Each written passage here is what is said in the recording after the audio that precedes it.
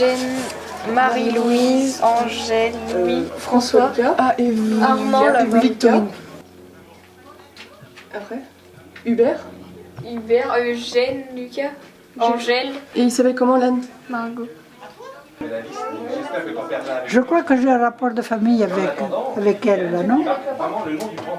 Avec Blanche? Oui, Bah, on le dit. Je sais pas, moi. Mais qu'est-ce qu'elle me fait?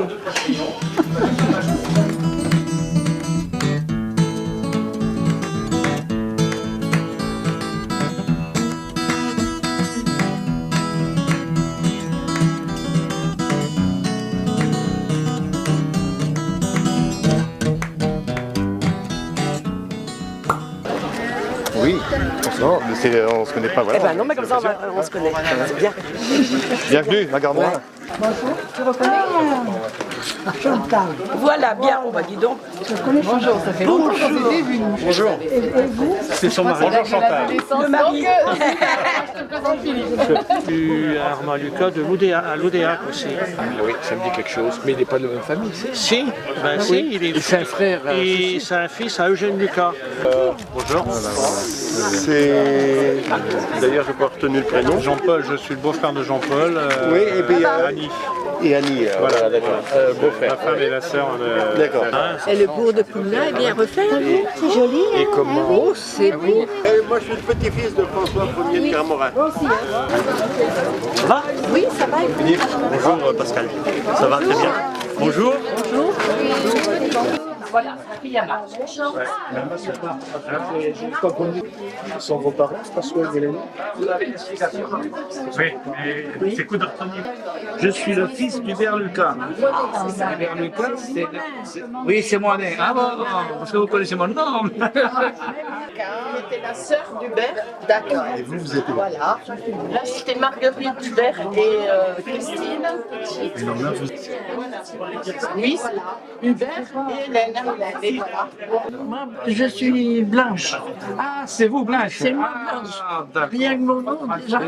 Oui, parce que j'entends souvent parler de Blanche, mais voilà. Aujourd'hui, voilà, je sais qui c'est. C'est ça. Je suis la sœur Bernard. Oui, d'accord. Mais oui, parce que moi j'entendais souvent parler de Blanche. Mais encore tout à l'heure, je suis la fille de Blanche. Oui, c'est ça. Comme ça, oui, mais comme moi, c'est la première fois. Enfin, c'est la deuxième fois que je viens comme moi. Oui, rien de grave, une entente de pied. Ah, mais il n'y a pas de Non, ça va, je veux dire. Avec une fille et Armand, alors. Alors, petite fille Armand Lucas, je suis la fille d'Hélène. Servi dans les tables. L'apéritif est en prix. Va être servi dans les tables. Lui demandez pas de dire bonjour, il y a plein de monde. Quand on entend se voir, c'est toi à Garmorin. Edith, je suis la fille à D'accord. Robert, numéro 5. Cousine. Voilà, et moi je suis la fille d'Hélène. Des fois ça regarde. C'est bien organisé, il y a du monde, de la voiture. Il y a même la caméra qui est là. Ah oui, j'ai vu ça. Oui. France 2 qui est là. Oui, on va apparaître sur France Antenne 2. Ce soir, peut-être, oui. Salut tonton Bernard, je te fais la bise. C'est clair, on se voit pas souvent, ouais, c'est sûr. Ça va, content de te voir. Tu es toujours aussi jeune. Non mais pareil toi, dis donc, bien important. Hein?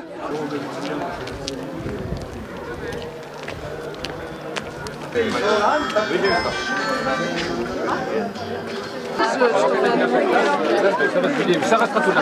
Oui, t'as vu? Et voilà.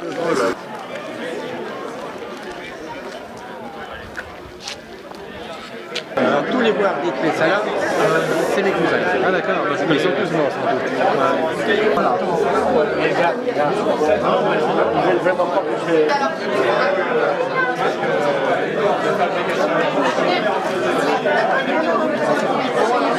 Oui, ça va.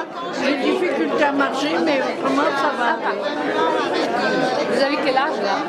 90.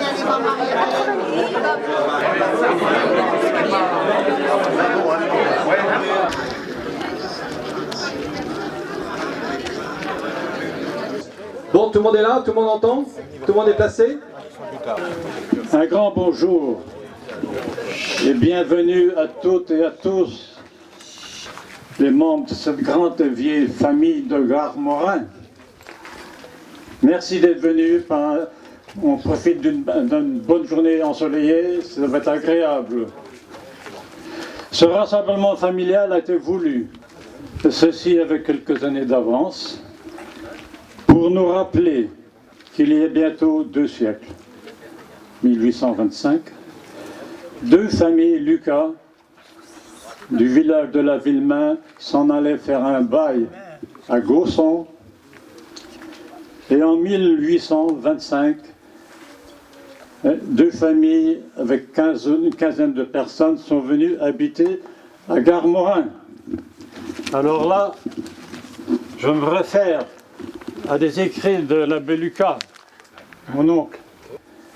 Il a trouvé ça aux archives de Saint-Brieuc. Il se trouvait qu'il était professeur à Saint-Charles. Dans les temps morts, il était passionné par la famille et il a fait de belles choses. Je vous raconte textuellement ce qu'il a écrit. Garmorin était une maison de terre dans un état lamentable quand Louis et Joseph Lucas vinrent s'y fixer. Dès 1789, on nous décrit des maisons en paille en ruine, la terre à l'abandon, inculte et déclose. Je vais vous dire par mon père que la métairie était déserte. Depuis 2 ans, quand les Lucas vinrent exploiter la ferme de Garmorin. Nous pouvons donc nous représenter des gens très pauvres, très démunis, ceux qui vinrent s'établir dans ces ruines avec leurs nombreuses familles, mais au moins ils étaient nombreux, ils sont venus avec du courage. François et Mélanie, nos parents, resteront à Garmorin, tenir la ferme. Marie-Louise et Ange Fagel s'en iront à Bourgard, en Gausson. Je crois que la famille est bien représentée là. Cette maison à droite a été construite en 1900. Cet emplacement a été choisi afin de briser le vent froid qui venait du nord-est, nous a-t-on dit. Angèle, la dernière, y est née en 1902, ainsi que Maria Baleine en 1926. Famille Baleine, oui, vous voyez, elle est née ici, Maria, avant de partir à Gausson. Le Fournil, une vieille bâtisse, sur le haut de la pierre de la fenêtre se trouve une indication 1649. Dans ce fournil, on cuisait du pain, on grillait des grains d'avoine pour faire de la bouillie, des litres d'avoine. On y faisait aussi la buée, la lessive, avec les voisins et voisines. Dans un grand cuvet, ceci avec les voisins qui s'entraidaient, on y travaillait aussi la laine, le lin, le chanvre, avec des outillages divers qu'on a de découvrir dans notre enfance. Après l'achat de cette ferme que nous avons achetée en 1981, nous avons décidé, Madeleine et moi, d'aménager ce fournil en gîte rural.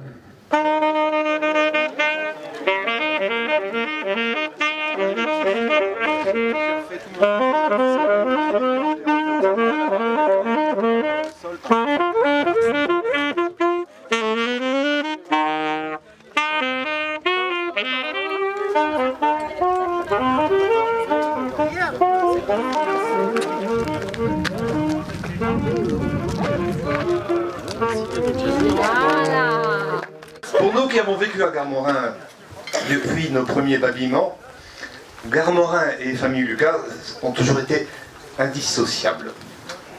Rapidement, on nous a appris, notamment grâce aux écrits de l'ange Lucas, c'est comme ça qu'on appelle l'ange, que la famille arriva ici en 1825, vous le savez déjà, sous le règne de Charles X, hein, vous l'aviez peut-être pas.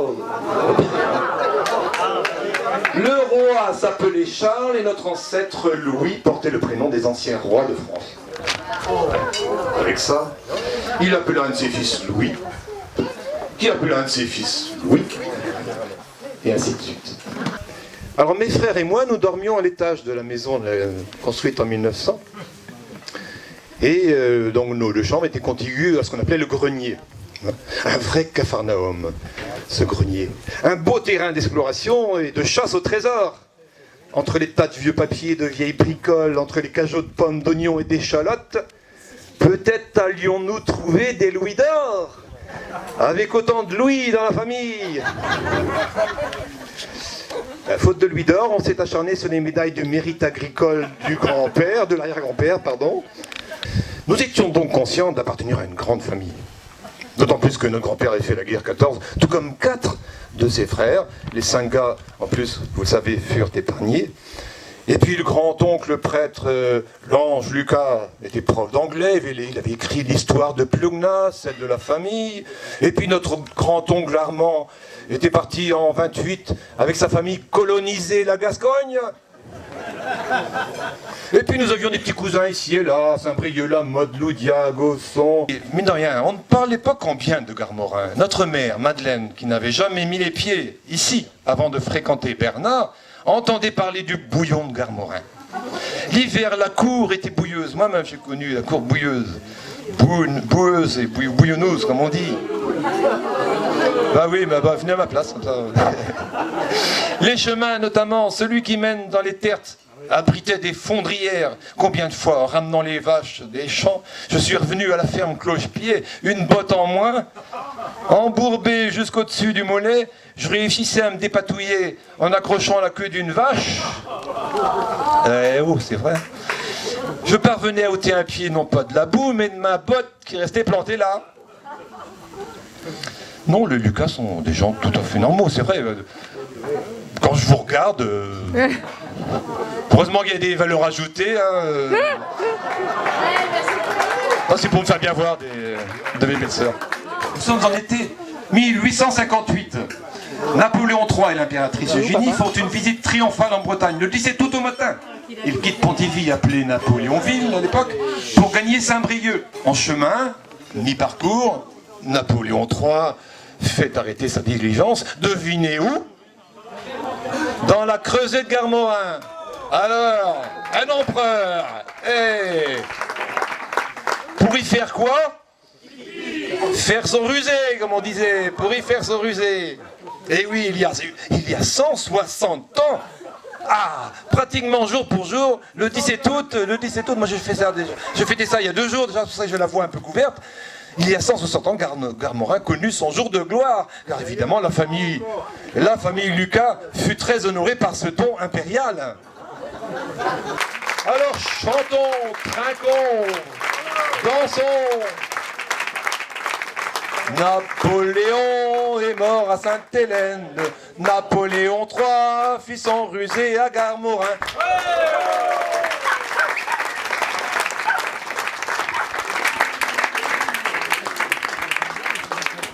Là, c'est la rapportrice, là. C'est l'humour. Alors donc bonjour, moi je suis donc Annie, la fille d'Hélène qui est là-bas derrière. Voilà, alors je suis la petite fille d'Armand Lucas. Donc ici nous avons la table des Bretons qui ont émigré en Aquitaine. Hein, donc il y a ma sœur Nadine, ma cousine Christine et son frère Alain qui sont les frères d'Hubert Lucas, puisque Armand avait 3 enfants, donc je vais commencer par là. Donc Louise qui n'a pas eu de descendance, Hubert dont les 2 enfants sont là, et Hélène qui est encore là, et qui a donc 2 filles, Nadine et moi-même. Voilà. En 1920, il y avait une crise très importante qui va bouleverser la Bretagne. Elle prendra le nom de crise des fermes. Cela aura pour conséquence une migration rurale intérieure, la seule à avoir été organisée en France. C'est dans ce contexte donc que notre grand-père Armand, notre grand-mère Marie-Joseph, accompagnés de Louise et d'Hubert, qui étaient déjà nés ici, quitteront la Bretagne pour venir s'établir en Lot-et-Garonne à Lauzun. Notre mère, Hélène, est née à Lauzun. Alors le contexte, donc ici, il y avait beaucoup de petites propriétés et les familles étaient très nombreuses. Et en 1914, juste avant la guerre, une loi avait été votée qui instituait la prolongation des échéances des baux. Les baux étaient de plein droit prolongés d'1 an si le fermier était mobilisé. Et ce délai a perduré jusqu'à la fin de la guerre de 1900, donc en 1918, ce qui fait qu'en 1918 sont arrivées à échéance 8 séries de baux. En 1921 exactement, 1921. Donc forcément cela a provoqué une inflation du prix du fermage qui devenait inaccessible à un bon nombre de paysans. À cela s'ajoutait une mécanisation naissante nécessitant l'augmentation des surfaces agricoles et la diminution du nombre de travailleurs de la terre. Donc des milliers de Bretons, de fermiers, de journaliers ont été chassés de leurs terres et se sont retrouvés sans logement. Dans ce contexte, des paysans du Finistère ont protesté, entraînant avec eux ceux de Côte-du-Nord, sous l'égide de la coopérative de Landerneau. Alors il faut savoir que déjà pas mal de Bretons étaient partis aux États-Unis et au Canada depuis le début du siècle. Mais ils se sont dit que quand même, il fallait peut-être trouver une solution plutôt sur le sol français. Donc il y a eu en juillet 1920 à Strasbourg le congrès annuel de l'Union centrale des syndicats des agriculteurs de France. Ce sont les syndicalistes d'Aquitaine qui ont été les plus attentifs à la demande des Bretons. Là-bas, en effet, il y avait beaucoup de terres en friche, tradition du garçon unique dans nos familles d'Aquitaine, pour ne pas par rapport à l'héritage, quoi, voilà. Il y avait aussi la conséquence de la guerre. Forcément, quand il n'y a qu'un garçon et qu'il est mort à la guerre, les terres se retrouvent en friche. Et il y avait beaucoup de jeunes qui étaient partis également travailler en ville. Un député du Finistère, Vincent Inizan, va faire remonter ce problème au niveau de l'Assemblée nationale. Et l'Assemblée nationale décide de donner les moyens pour aider ces paysans à rester sur le sol français. Ils sont accompagnés par 3 pilotes, donc François Tinevez, je ne sais pas si ça vous dit, Pierre Lebihan, et bien sûr un homme d'église, l'abbé Lanchez, car il était impensable de laisser partir des paysans bretons sans une soutane. La Dordogne était une terre radicale socialiste, de libres penseurs. C'est le paradis terrestre, diront-ils à leurs enfants à leur retour. Il y a des pommes, des prunes, des noix, des raisins. Et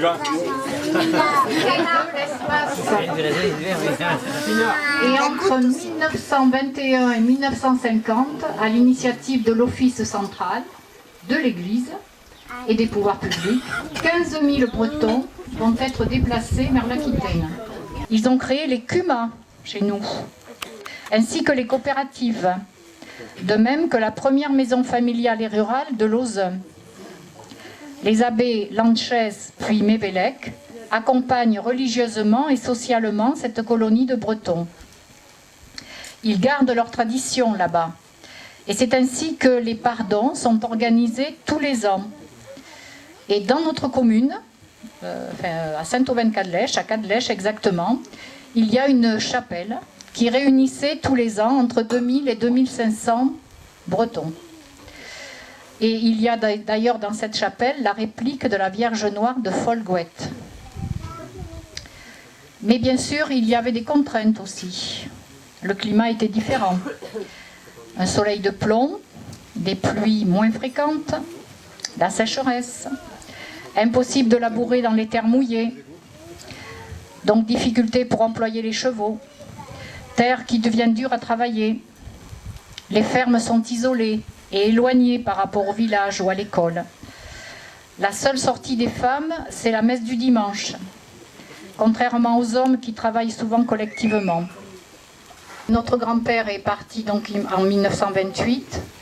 Je crois qu'on peut dire, maman le dirait peut-être, que ça n'a pas toujours été quand même, ça n'a pas été une très bonne expérience parce que lorsqu'ils sont arrivés, ces Bretons, ils ne trouvaient pas toujours la ferme qu'on leur avait fait miroiter depuis ici. Et ça a été un petit peu le cas de notre grand-père, je crois. Ensuite, c'est vrai que nous, il y a eu la guerre, comme partout, la guerre qui est arrivée, et notre grand-père est décédé en 1939.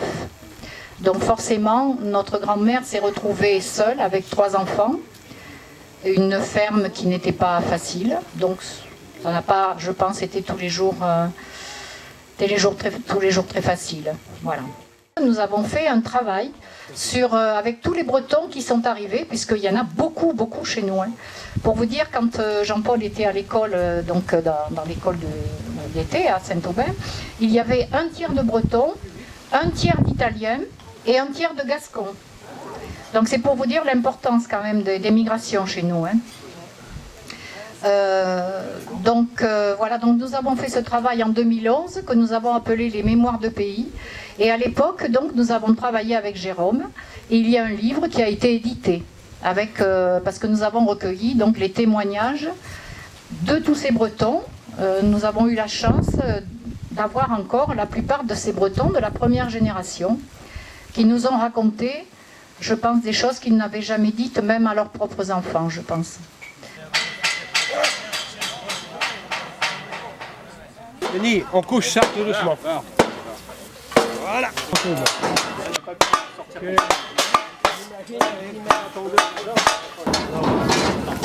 Là, il y a plus de deux.